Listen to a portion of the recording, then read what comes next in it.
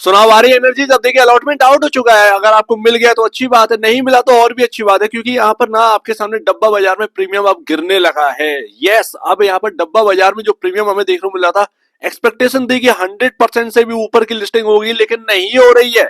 Record सारे तोड़ दिए हैं आईपीओ ने, रिकॉर्ड सारे तोड़ दिए, लेकिन निफ्टी गिर रहा है बुरी तरीके से, मार्केट लगातार टूट रहा है। डेली बेसिस पर अगर आप देखें 200-250 पॉइंट की गिरावट हो ही रही है। ऐसे में निफ्टी का प्रीमियम, सॉरी, बारी एनर्जीज का जो प्रीमियम है वो भी अब कम हो चुका है। ऊपरी स्तर से 10% टूट गया है प्रीमियम, एंड ये और भी ज्यादा टूट सकता है मंडे तक।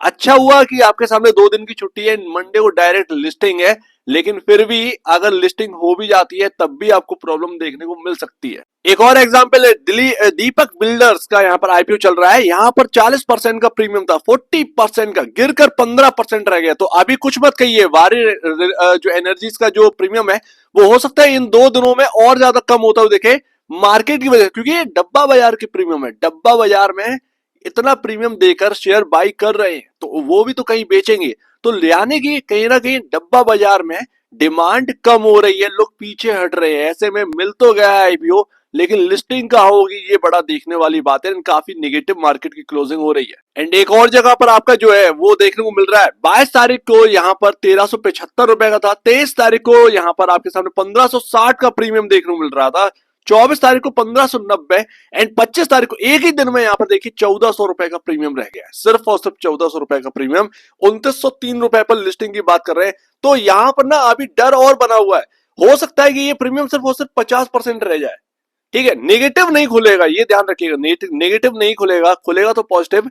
लेकिन अच्छी बात ये है कि ज्यादा दूरियां नहीं रह गई लिस्टिंग में, ये अच्छी बात है। लेकिन इन 2 दिनों में यानी सैटरडे संडे में अगर घट गया प्रीमियम तो वो घट जाना है, उसमें कोई मतलब नहीं है। एंड मंडे को भी अगर डाउनसाइड के साथ यहाँ पर ओपन होते हैं तो वारी एनर्जीज की जो लिस्टिंग है उस पर इंपैक्ट डालेगा मार्केट, सीधी सी बात है। सेलर हर जगह हावी है, ध्यान रखिएगा, सेलर हर जगह हावी है। एंड हो सकता है कि वारी एनर्जीज में भी सेलर कूद आए, क्योंकि यहाँ पर ना कोई होल्ड नहीं करने वाला है। ध्यान रखिएगा, होल्ड करने की स्ट्रेटजी यहाँ पर थोड़ा सा दूर रहिएगा उससे, क्योंकि मार्केट रुक नहीं रहा है, लगातार फॉल हो रहा है। एंड मैं आपको बता दूं कि आपका जो एक और स्टॉक लिस्ट है वारी रिन्यूएबल, वो भी लगातार टूट ही रहा है। तो देखिए, मैं आपको बताऊं कि अगर आपको आईपीओ मिल गया है तो यहां पर ज्यादा से ज्यादा बुक करने की कोशिश करिएगा, होल्ड करने की थोड़ा कम कोशिश करें इस बाजार में तो ज्यादा बेहतर है, क्योंकि सेलर कहीं भी नहीं रुक रहा है।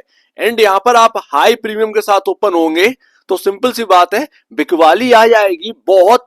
एक हैवी सेलर बैठा है मार्केट के अंदर, वो कुछ भी कर सकता है। आप देखेंगे 24,109 आ गया है, एक बार कोशिश करी थी निफ्टी ने एंड काफी नेगेटिव हुआ है। ये बहुत बड़ा चैनल चल रहा था निफ्टी के अंदर, उसके नीचे यहाँ पर चला गया। निफ्टी का वो लेवल था 24,300, उसके नीचे निफ्टी क्लोजिंग दे रहा है। क्लोजिंग का वक्त आ गया, 1 घंटा रह गया, 1 घंटे में क्या चेंज आ जाएगा। अगर रिकवर हो गया, 300 के ऊपर क्लोजिंग दे गया तो अच्छी बात है। आज निफ्टी अगर दे गया तो यहाँ पर वारी जो एनर्जीज है उसका जो प्रीमियम है उसमें भी उछाल आ जाएगी, अगर 24,300 के ऊपर क्लोजिंग दे देता है तो। और अगर नहीं देता है तो ध्यान रखिएगा, इधर ही क्लोज हो जाता है तो काफी निगेटिव होगा। मंडे के दिन बहुत बड़ी टेस्टिंग होगी, एंड अगर मंडे के दिन भी 24,300 के ऊपर बंद नहीं हो पाता है तो ध्यान रखिएगा वारी एनर्जीज पर सीधा सीधा इंपैक्ट पड़ेगा। क्योंकि अगर मंडे के दिन निफ्टी ऊपर बंद नहीं हो रहा तो बिकवाली हर जगह चल रही है, mid cap, small cap, large cap के अंदर।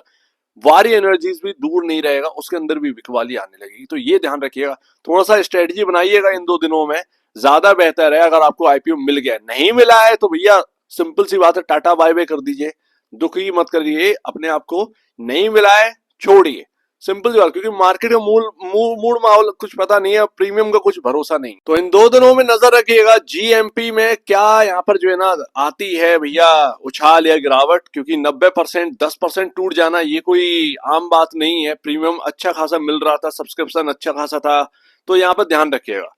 जो एचएनआई की लॉट मिली है, जिसे भी एचएनआई की लॉट मिली है, ध्यान रखिएगा बेच बाज कर ज्यादा कोशिश करिएगा निकलने की। अगर आप होल्ड करेंगे तो आपको यहाँ पर जो है ना ज्यादा लॉस होने वाला। 15,000 का जिसे भी मिला है ना, 13-14 हजार का जो आईपीओ था, अगर 13-14 हजार में कुछ होगा भी ना तो उसको फटका उतना ही पड़ना है। जो 2 लाख रुपए, 2,10,000 वाली लॉट है ना, वो वहां पर अगर आपको फटका देखने को मिला तो आप जो है ना रो देंगे, क्योंकि रिकवर करना इतना आसान नहीं है।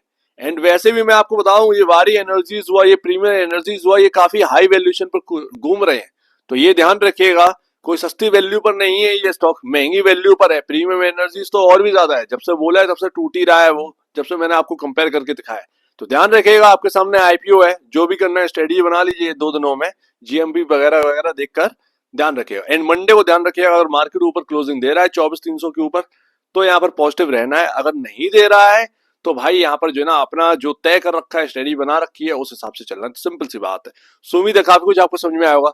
आप दीजिए मुझे वीडियो देखने के लिए बहुत धन्यवाद दोस्तों।